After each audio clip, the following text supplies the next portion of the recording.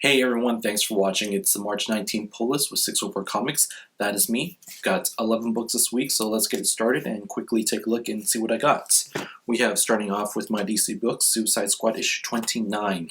This is the conclusion to the OMAC story. Suicide Squad and Amanda Waller are trying to take down OMAC, and they succeed in doing so in this issue.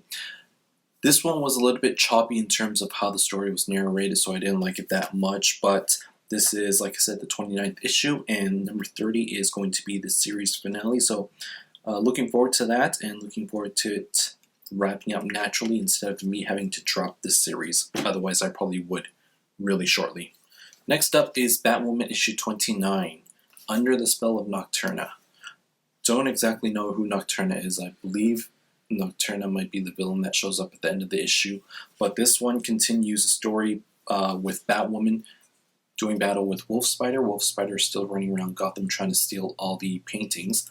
We still don't know why he's trying to do that. I was giving this a chance and seeing what Mark Andreyko does with the character of Batwoman and seeing where he takes her, but 3 issues into the storyline, I'm missing J.H. Williams, and I don't know where this issue is going, where the series is going, so I think I might be putting this on the to-drop pile pretty soon. Next up, we have Supergirl issue 29. This is Supergirl reborn as Red Lantern. Now, this story takes place before Red Lantern's issue 28, which came out last month. Not a big fan of that sequence where issues come out of order, because it kind of makes it hard to follow along with the story. But nevertheless, in this issue, we have Kara, Supergirl, and she's got the Red Lantern. She's all ragey, and she's doing battle with her best friend Siobhan, or better known as Silver Banshee.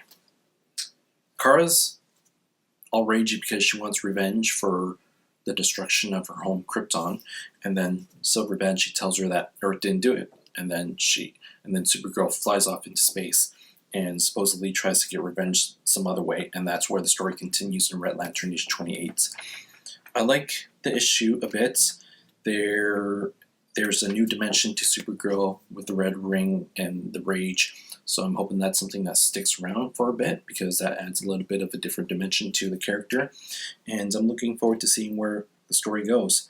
At the end, there's this, I don't know who he is, but this villain appears, and it looks like he's, like all other villains, trying to take over and destroy worlds. So I don't know if he's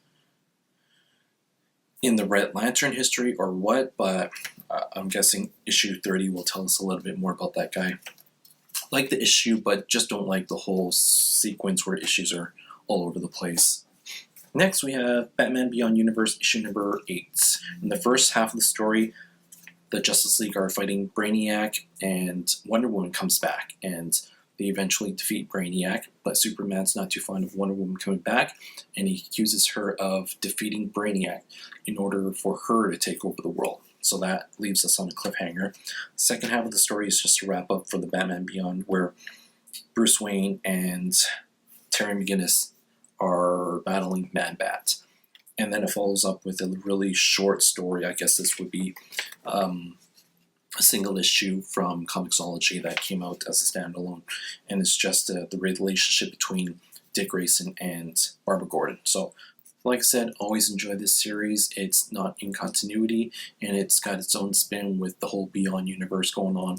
Looking forward to the next issue where Batman Beyond 2.0 and Justice League 2.0 come together with a crossover where they talk about the Justice Lords, I believe, and I'm pretty sure that's going to be a Wonder Woman heavy featured storyline. So I'm looking forward to that.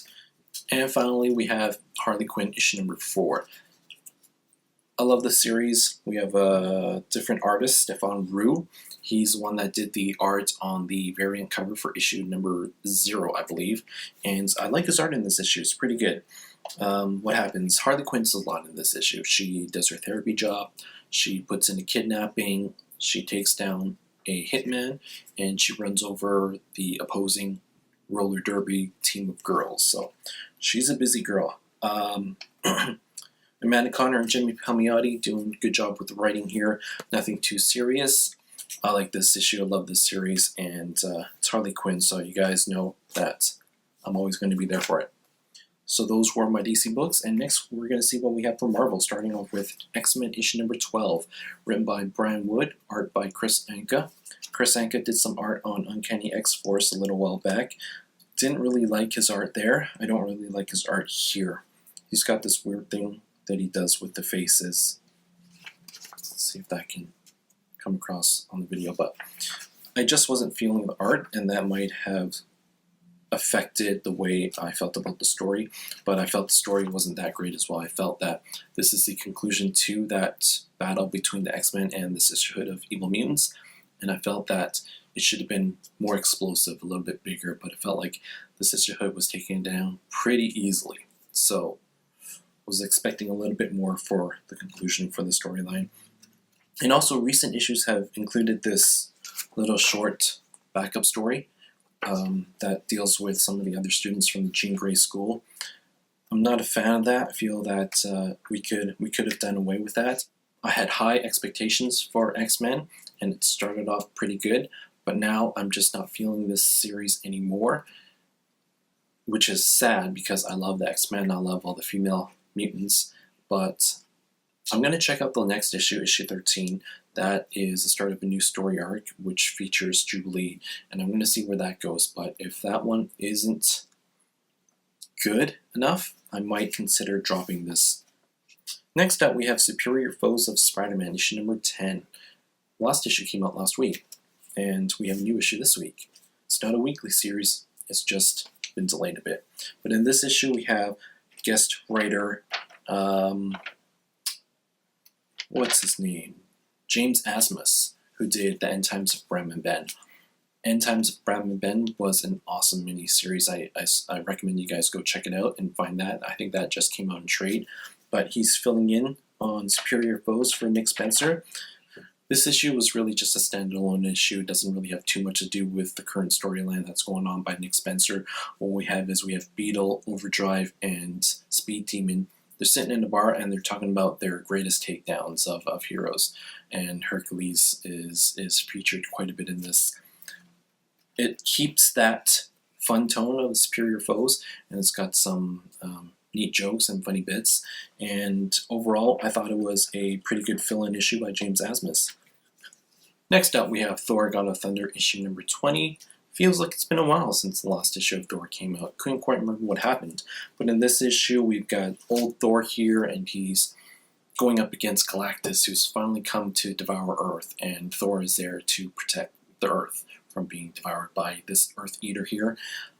In the other story, where we have current-day Thor hooking up with Ross Solomon, agent of S.H.I.E.L.D., and they're going up against this Roxxon company who's, I would say, probably like an environmental terrorist group who does bad things to the environment in order to profit from the solutions it brings in. So that is what's happening in the other story. Solid issue. Really enjoyed the old Thor story and the whole dialogue between Galactus and old Thor, and I can't wait to see that battle happen in the next issue. Thor God of Thunder.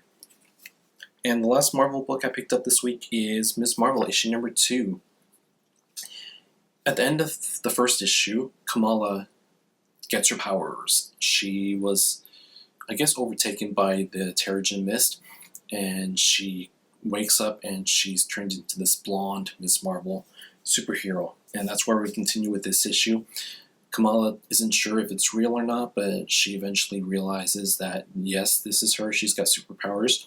She doesn't know how to control it, but she comes across one of her schoolmates who is in need of rescue, and she's able to rescue her with her newfound powers.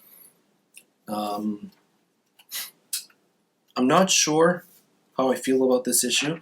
I enjoyed it, but I feel that it's kind of relying too much on Ms. Marvel, and it's not giving Kamala her own voice. Hopefully with issue 3 she starts to get that. We start to actually see her in her own costume, because we haven't actually seen her in this costume yet in the series. She's always been transforming into the Ms. Marvel leotard costume. So I'm hoping that we get this version of Ms. Marvel, Kamala, in her own unique costume really, really soon.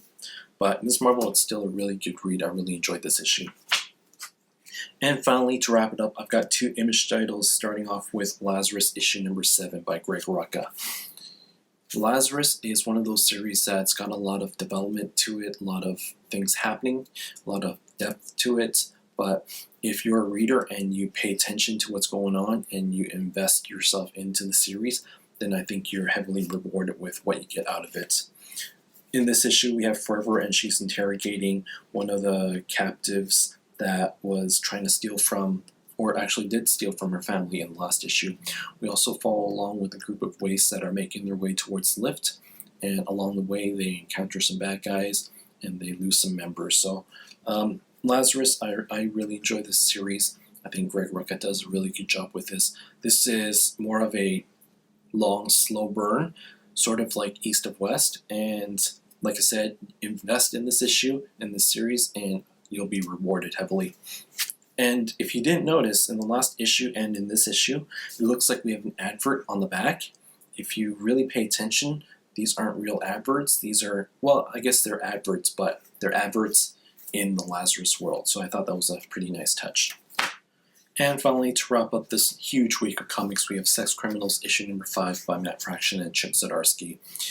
This continues a story where John and Susie have been captured by the sex police, and this one talks a lot about how John and Susie planned on robbing the bank and the moments leading up to it, and it also explains how the sex police group came about to finding out who John and Susie are and finding out that they have this ability to freeze time. I was hoping that the stuff that happens in this issue happened in issues 3 or 4. I feel that it's been moving along a little bit slower than I would have liked, but it was still a really good issue, and it's still a really fun and weird series by Matt Fraction, Sex Criminals. This is the end of the first arc, and it feels like it's not really an end, but more of like a break, and then we're going to get the part 2 of the main arc in issue number 6. So there we go, those are all the books I got this week. A lot of books. Like I said, 11 books this week, and thank you for watching this pretty long video. I'm sure you've got better things to do with your time, but I always appreciate your support. I say it every week, but I mean it every week. Thank you for watching this video, and make sure you check out some of the other people that are posting videos, because there's a lot of good content out there on YouTube, a lot of people with good opinions, and I look forward to seeing what you guys have to say about your books this week. 604 Comics, thanks for watching. Take care, guys.